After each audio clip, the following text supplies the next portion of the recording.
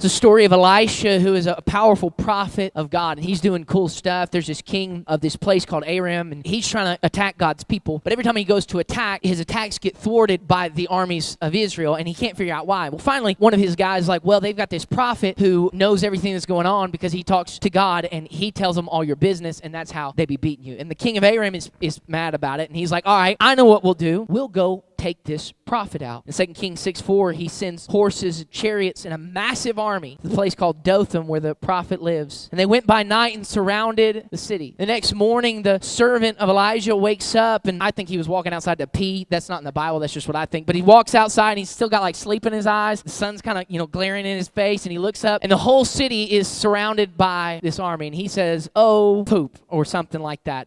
I don't know what's in the original language, but he's like, man, this is bad. So he runs back inside, and he's like, Elijah, I got bad news. I looked outside. There's a big army. They're coming to kill us, and there's soldiers, and there's horses, and there's chariots. And Elisha's just like, yeah, that's fun. What do you mean? What are we going to do? 2 Kings 6:16, Elisha said, don't be afraid, for those who are with us outnumber those who are with them. Verse 17, then Elisha prayed, Lord, please open his eyes and let him see. So the Lord opened the servant's eyes, and he saw that the mountain was covered with horses and chariots of fire around Elisha. They came and surrounded the prophet of God, but what they didn't realize is that when they thought that they had him surrounded, they were actually surrounded by the army of angels, and that God was with him in that moment of trial. And the same is true for you, that when you come to the battles of life, God is with you, and God wants to hear you pray. And when you come to the moments where you're defeated and overwhelmed, God is with you, and he wants to hear your prayers. And when we cry ugly tears, and when we face hard situations, and we come face to face with the brokenness of our world, God wants to hear you pray because he's with you in the midst of it.